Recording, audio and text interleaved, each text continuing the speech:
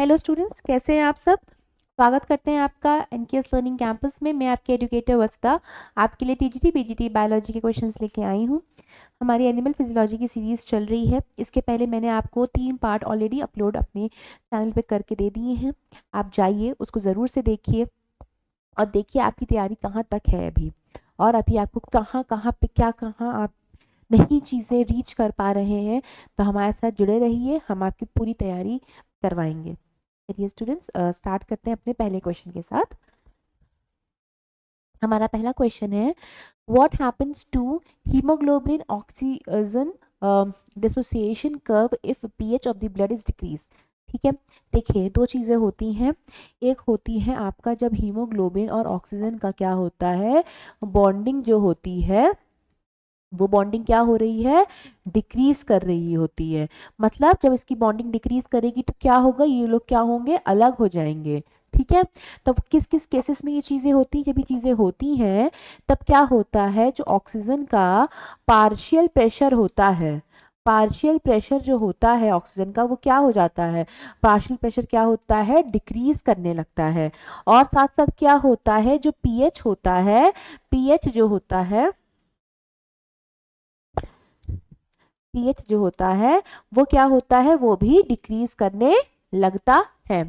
ठीक, और क्या होता है, जो CO2 का पार्शियल प्रेशर होता है, CO2 का पार्शियल प्रेशर क्या होता है, वो करने लगता है इंक्रीज। और साथ साथ क्या इंक्रीज करता है, और क्या क्या इंक्रीज करता है, बॉडी टेम्परेचर। बॉडी टेम्परेचर क्या होता है, बॉडी टेम्परेचर क्या होता है, वो इंक्रीज करने लगता है। साथ साथ क्या होता है, एसिडिटी।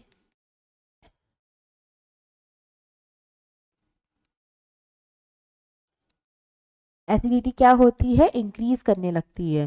तो क्या क्या फैक्टर्स जो होते हैं जो इंक्रीज करने लगते हैं, CO2 का पार्शियल प्रेशर क्या होता है, वो बढ़ने लगता है। एसिडिटी क्या होती है, वो बढ़ने लगती है। बॉडी टेम्परेचर क्या होता है, ये बढ़ने लगता है। कब, जब हीमोग्लोबिन ऑक्सीजन का डिसोसिएशन हो रहा होता है। और साथ साथ क्या होता है, ऑक्सीजन का पार्शियल प्रेशर क्या होता है, वो कम होने लगता है, और पीएच क्या होता है, वो कम होने लगता है। अब इसमें पूछ रहा है और क्या चीज़ें होती हैं। ठीक है, और जब ये चीज़ें होती हैं, जब हीमोग्लोबिन और ऑक्सीजन का डिसोसिएशन होता है, तो जो कर्व होता है वो क्या होता है, राइट साइड मूव कर जाता है। जब कर्व राइट साइड मूव कर रहा होता है, इसका मतलब होता है ऑक्सीजन का जो डिसोसिएशन है हीमोग्लोबिन के साथ, वो ज़्यादा होता जा रहा है। यही सब चीज़ें अपोजिट हो जाती हैं जब हम आपका हीमोग्लोबिन ऑक्सीजन की बॉन्डिंग बढ़ जाती है। तो क्या होता है, जो कर्व है वो लेफ्ट साइड पे शिफ्ट हो जाता है। O2 का पार्शियल प्रेशर क्या होता है, बढ़ जाता है फिर। और क्या होता है, पीएच जो होता है वो क्या होता है, वो बढ़ जाता है। CO2 का पार्शियल प्रेशर क्या होता है, वो क्या होता है, कम होने लग जाता है। बॉडी टेम्परेचर क्या होती है, बॉडी टेम्परेचर क्या होती है, कम होने लग जाती है। एसिडिटी क्या होती है, वो भी कम होने लग जाती है जब हीमोग्लोबिन और ऑक्सीजन का dissociation curve left side move करता है, यानी बॉन्डिंग क्या होती है, दोनों की इंक्रीज कर रही होती है। तो यहाँ क्वेश्चन पूछा है, यहाँ क्वेश्चन में क्या पूछा है,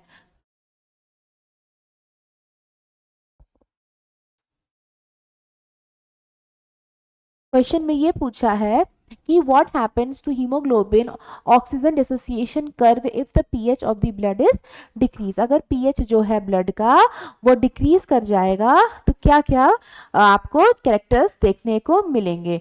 तो इसमें क्या है कि जो शिफ्ट होती है, शिफ्ट क्या हो रही है, जो कर्व की शिफ्ट की बात हो रही है, तो कर्व कहाँ शिफ्ट कर जाएगा, कर्व शिफ्ट कर जाएगा आपके राइट साइड में। कहाँ शिफ्ट कर जाएगा, कर्व आपका शिफ्ट कर जाएगा आपका राइट साइड में। ठीक है, चलिए नेक्स्ट क्वेश्चन की तरफ।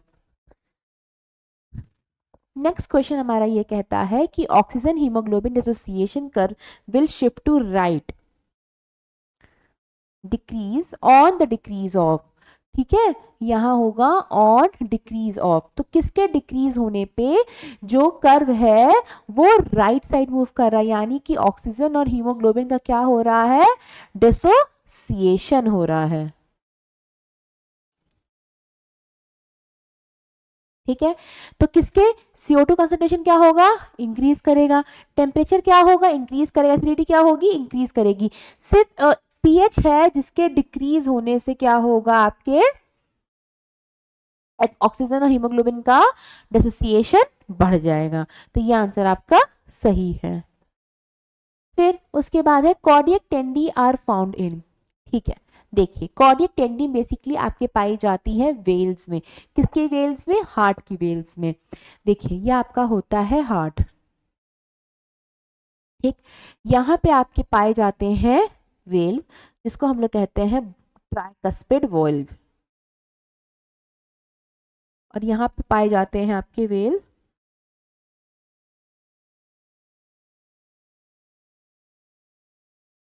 Bicuspid valve. ठीक है, to make it more clear, wait,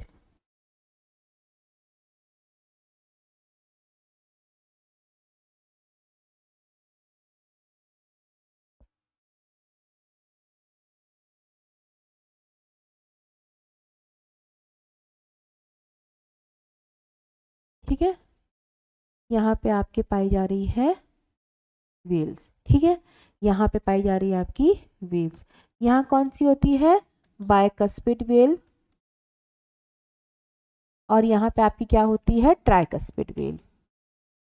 ठीक है, ट्राइकस्पिड वेल्व क्यों कहते हैं, क्योंकि इसमें क्या होते हैं, 3 फ्लैप्स पाए जाते हैं, और इसमें क्या होते हैं, 2 ही फ्लैप्स पाए जाते हैं, इसलिए हम लोग इसको ट्राइकस्पिड और बाइकस्पिड वॉल्व कहते हैं। होता क्या है, यहाँ पे आपको कुछ फाइबर्स देखने को मिलते हैं, कुछ फाइबर्स से बनी हुई कुछ टेंडनी देखने को मिलती है। ये किसके बने होते हैं, कार्डियक, ये क्या होते हैं, कार्डियक कॉडी टेंडनी। ठीक है, ये भी वही होते हैं। किसके बने होते हैं, मेड अप ऑफ, किसके बने होते हैं ये, made up of collagen fibre. ये कोलेजन फाइबर के बने हुए आपके कुछ कार्डियक टेंडी होते हैं। ये करते क्या है बेसिकली, ये बेसिकली ये करते हैं कि वेल्स जो हो रही हैं, जो यहाँ से यहाँ ब्लड आ रहा होता है, तो वेल्स क्या करती हैं, ब्लड को वापस से बैकफ्लो होने से रोकने का काम करती हैं, है ना। तो ये कार्डियक टेंडी बेसिकली वेंट्रिकल्स और वेल्स को जोड़ के रखने का काम करते हैं, बेसिकली होल्ड करने का काम करते हैं, कि वेल्स भी अपनी जगह पे अटी रहें, वेंट्रिकल्स में ही रहे, वेंट्रिकल्स और इनके बीच में जो कनेक्शन बेसिकली बनाने की कोशिश कर रहा है और जो होल्ड करने की कोशिश कर रहा होता है वेल्स को अपनी पोजीशन पे, वो होता है आपका cardiac टेंडी।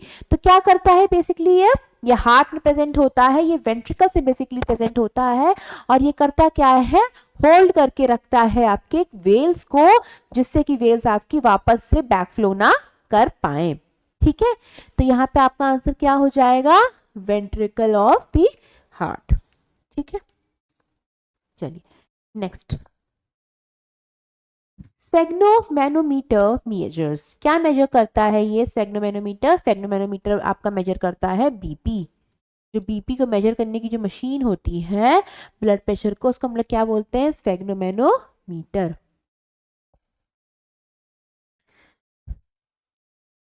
System controlling the involuntary actions of the internal organ, जो इंटरनल ऑर्गन्स हो रहे हैं उसको कंट्रोल करने के लिए जो सिस्टम यूज हो रहा होता है उसको हम लोग क्या बोलते हैं। देखिए हमारा जो नर्वस सिस्टम होता है उसमें 2 तरह के नर्वस सिस्टम्स आते हैं, एक आपका आता है सेंट्रल नर्वस सिस्टम, एक आपका आता है पेरिफेरल नर्वस सिस्टम।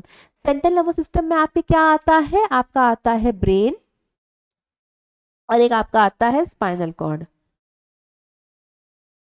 आता है ब्रेन और एक आपका आता है spinal cord. Peripheral nervous system में क्या आता है, पेरिफेरल नर्वस सिस्टम्स में आपके आता है ऑटोनॉमिक नर्वस सिस्टम, और एक आपका होता है सोमैटिक नर्वस सिस्टम। ठीक है, ऑटोनॉमिक नर्वस सिस्टम, एक आपका होता है somatic nervous system. Autonomic nervous system में भी बेसिकली आपके 2 तरीके के आते हैं, सिंपैथेटिक और एक होते हैं पैरासिम्पैथेटिक। सिंपैथेटिक और पैरासिम्पैथेटिक, ये 2 तरीके के यहाँ पे नर्वस सिस्टम पाए जाते हैं।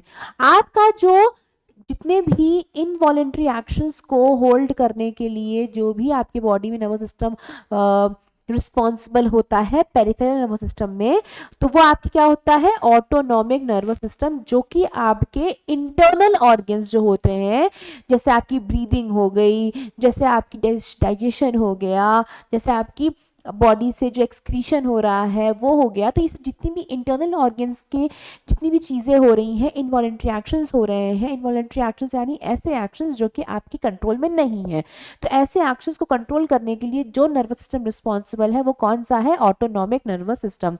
और सोमैटिक नर्वस सिस्टम क्या करता है वॉलेंट्री एक्शंस को आपके कंट्रोल करता है। जैसे मैं अभी यहाँ खड़ी होकर आपसे बोल पा रही हूँ, मैं यहाँ बोर्ड पे लिख पा रही हूँ, आप अपनी कॉपी पे लिख पा रहे हैं, these are known as voluntary actions which are under your control, जो आपके कंट्रोल में होते हैं उसको हम लोग कहते हैं वॉलेंट्री एक्शंस। तो यहाँ पे क्वेश्चन पूछा है कि system controlling the involuntary actions of the internal organ.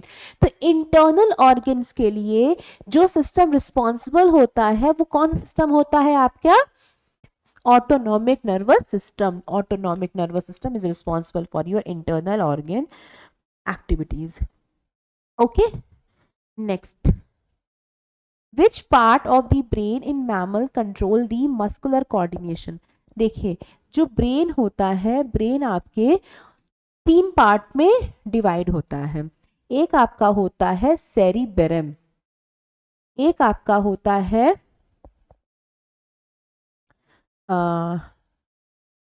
Okay एक आपका होता है फोर ब्रेन,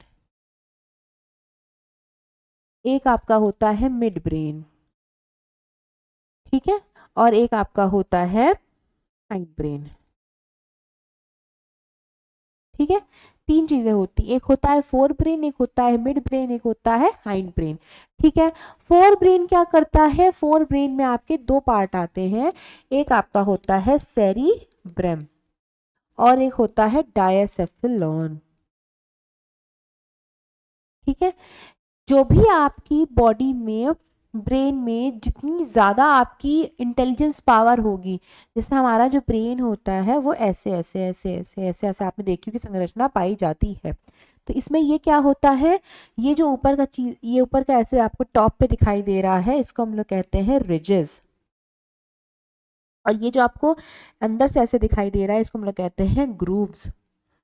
रिजेस को हम लोग गायरी भी कहते हैं और ग्रूव्स को हम लोग सल्कस भी कहते हैं, ठीक है। तो ये रिजेस और ग्रूव्स जो होते हैं, जितना ज्यादा, इसको हम लोग बेसिकली कहते हैं कॉन्वुलेशंस, ठीक है, कॉन्वुलेशंस कहते हैं बेसिकली। तो जितना ज्यादा कॉन्वुलेशंस पाया जाता है हमारी बॉडी में, जितनी ज्यादा ऐसे ऐसे ऐसे हुबड़ हुबड़ पाएगी पाया जाता है, कि उतना ज्यादा वो स्टूडेंट, वो इंसान, वो पर्सन क्या होगा, इंटेलिजेंट होगा। मोर कॉन्वुलेशंस मोर इंटेलिजेंस। तो बेसिकली सेरिब्रम क्या होता है, सेरिब्रम आपका लार्जेस्ट पार्ट होता है ब्रेन का, लार्जेस्ट पार्ट आपका क्या होता है ब्रेन का, आपका होता है सेरिब्रम। और इसमें क्या होता है, ये कहते हैं, इसको हम लोग इंटेलिजेंस सीट कहते हैं, इंटेलिजेंस सीट कहते हैं, क्योंकि जितना ज़्यादा इसमें कॉन्वुलेशंस पाए जाएंगे उतना ही ज़्यादा इसमें पता चलेगा कि ये जो पर्सन है ये उतना ज़्यादा इंटेलिजेंट है। ये क्या होता है, 2 हेमिस्फेयर में डिवाइडेड रहता है, एक राइट हेमिस्फेयर होता है इसका, एक इसका होता है लेफ्ट हेमिस्फेयर। ये क्या होता है, ऐसे 2 पार्ट में डिवाइडेड रहता है, राइट हेमिस्फेयर और एक आपका होता है लेफ्ट हेमिस्फेयर। और ये दोनों हेमिस्फेयर एक एक ऑर्गन से जुड़े होते हैं, उसको हम लोग कहते हैं कॉर्पस कैलोसम, कॉर्पस कैलोसम कहते हैं उसको हम लोग, ठीक है। ये समझ में आ गया आपको। बाकी आपका आता है डायनसेफ्लॉन। डायनसेफ्लॉन क्या होता है, डायनसेफ्लॉन जो होता है बेसिकली इसके जस्ट नीचे पाया जाता है हाइपोथैलेमस, और हाइपोथैलेमस को हम लोग कहते हैं master of the master gland, क्योंकि हमारा मास्टर ग्लैंड क्या है, पिट्यूटरी ग्लैंड। और उस पिट्यूटरी ग्लैंड को जो मास्टर देखता है, जो देखता है कि हाँ पिट्यूटरी ग्लैंड सही से काम कर रहा है कि नहीं कर रहा, कैसे कर रहा है, क्या कर रहा है, पूरा उसको कोऑर्डिनेट करने का काम कौन करता है, इस हाइपोथैलेमस को हम लोग मॉम जी कहते हैं, मॉम जी यानी आपका master of the master gland. ठीक। फिर आपका आता है mid brain. Mid brain basically fore brain और हिंड ब्रेन को जोड़ने का काम करता है, कनेक्ट करने का काम करता है। ठीक है। फिर आपका आता है हिंड ब्रेन। हिंड ब्रेन में आपके आते हैं तीन पार्ट्स आते हैं आपके। एक आपका आता है सेरिबेलम, एक आपका आता है पॉन्स, एक आपका आता है मेडुला ऑब्लोंगाटा। ठीक है। 70% ऑफ दी जो ब्रेन होता है वो क्या होता है, उसने मेडुला ऑब्लोंगाटा ने उसको कवर किया रहता है। ठीक है। और सेरिबेलम का जो काम होता है बेसिकली आपके बैलेंसिंग का, जो भी आप बैलेंसिंग बेसिकली कर पा रहे होते हो वो आप अपने सेरिबेलम की वजह से कर पा रहे होते हो। इसीलिए जब कोई इंसान जैसे बहुत ज़्यादा ड्रिंक कर लेता है तो वो सही से चल नहीं पा रहा होता है। क्यों? क्योंकि वो उसका सेरिबेलम तब काम नहीं कर पा रहा होता है, तो वो अपनी बॉडी में क्या होता है, बैलेंस नहीं बना पाता है। ठीक। यहाँ क्वेश्चन पूछा था कि which part of the brain in mammal control the muscular coordination. तो मसल्स वगैरह को कौन, आपके हाथ पैर आप ऐसे ऐसे काम कर पा रहे हो, आप लिख पा रहे हो, सब कौन देखता है कि बैलेंस कर पा रहे होगे तभी कर पा रहे होगे। तो ये कौन देखता है, आपका सेरिबेलम देखता है। ठीक है, ये सेरिबेलम देखता है।